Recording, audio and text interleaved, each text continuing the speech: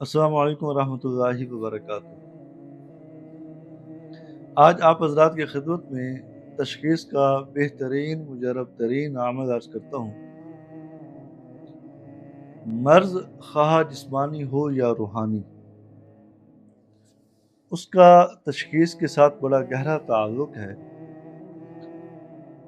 اگر تشخیص مضبوط ہے تو علاج بھی مضبوط ہوگا، اگر تشخیص مضبوط نہیں ہے تو علاج نہ صرف مشکل ہے بلکہ ناممکن ہے۔ اس کی مثال آپ یوں سمجھیں، ایک محاورہ مشہور ہے کہ اندھیرے میں تیر چلانا۔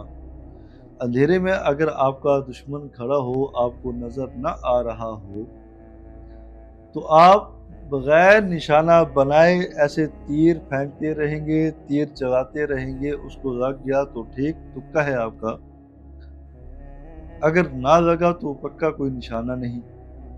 اسی طرح مرض خواہ جسمانی ہو یا روحانی، اگر تشخیص مضبوط ہے تو علاج پرفیکٹ ہوگا، علاج آپ ٹھیک تجویز کریں گے۔ اگر تشخیص مضبوط نہیں ہے پھر تکے ماریں گے، علاج صحیح معنوں میں نہیں ہو پائے گا۔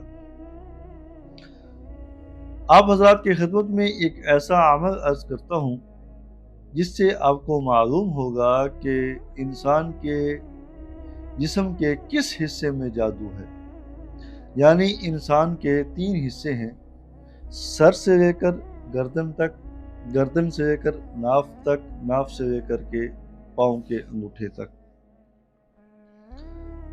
بعض حضرات بذریعہ کپڑا پمائش کر کے تشخیص کرتے ہیں، اور وہ کپڑے پر جو تشخیص ہو رہی ہوتی ہے وہ کپڑا چھوٹا اور بڑا یا اپنی حد تک رہتا ہے۔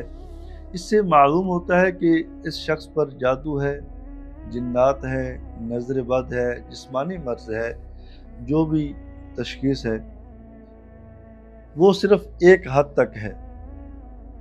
یہ معلوم نہیں ہوتا کہ جسم کے کس حصے پر جو کون سا حصہ جادو سے متاثر ہے۔ اب سر میں درد ہے تو تشخیص کے ذریعے معلوم ہو کہ آیا کہ یہ جسمانی مرض ہے یا روحانی۔ پیٹ میں جو درد ہے جسمانی مرض ہے یا روحانی۔ یعنی انسان کے پورے وجود میں، پورے اعضاء میں، پورے جسم کے اندر کون سا حصہ جادو سے متاثر ہے، اس کو کہتے ہیں سی ٹی اسکین کرنا۔ بذریعہ تشخیص سی ٹی اسکین کا میں بہترین عمل آپ حضرات کی خدمت میں عرض کرتا ہوں۔ بعض عاملین یہ سی ٹی اسکین کرتے ہیں، ان کا طریقہ کار یہ ہے کہ جو 24 گھنٹے کی پہنی ہوئی مریض کی قمیض منگواتے ہیں، اور قمیض کا ایک یہ اگلا حصہ ہے اور یہ ایک پچھلا حصہ جو کمر کی طرف ہے۔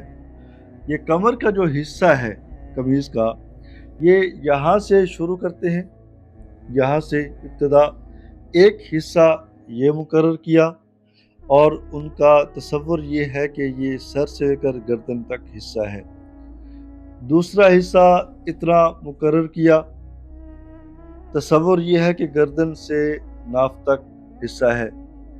تیسرا حصہ اتنا مقرر کیا، تصور یہ ہے کہ ناف سے پاؤں کے انگوٹھے تک کا حصہ ہے۔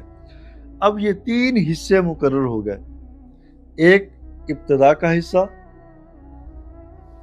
دوسرا حصہ، تیسرا حصہ۔ اب اس پر وہ پھر پڑھائی کر کے پمائش کریں گے پہلے حصے میں۔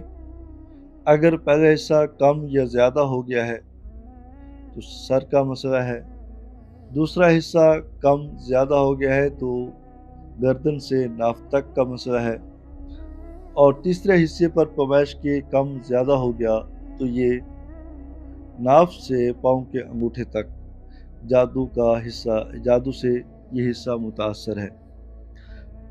کپڑے کے اوپر جو پمائش کے ذریعے تشخیص کرتے ہیں تو یاد رکھیں اس کی کوئی حقیقت نہیں، یہ بات ذہن میں رکھیں، اس کی کوئی حقیقت نہیں ہے، یہ صرف وہم ہے۔ عوام الناس کو گمراہ کیا جاتا ہے۔ اس کا تشخیص کے ساتھ کسی قسم کا کوئی بھی تعلق نہیں ہے۔ لہٰذا ایسے عاملین جو کپڑوں کے اوپر تشخیص کرتے ہیں ان سے بچنا چاہیے۔ ایسے عاملین کا انتخاب کرنا چاہیے جو متبع سنت ہو۔ ایسے عاملین کا انتخاب کرنا چاہیے جو قرآن و حدیث سے آپ کا علاج کرے۔ ایسے عاملین کا انتخاب کرنا چاہیے جو خود بھی متبع سنت ہوں اور عوام الناس کو ان توہم پرستیوں سے بچا کر کے صحیح معنوں میں اس کی تشخیص کر کے علاج کرے، جس سے دنیا کے اندر بھی ان کو فائدہ ہو اور مسنون اعمال کی پابندی کر کے اخروی اعتبار سے بھی فائدہ ہو۔ دعا ہے کہ اللہ پاک سنت پر عمل کرنے کی توفیق نصیب فرمائے۔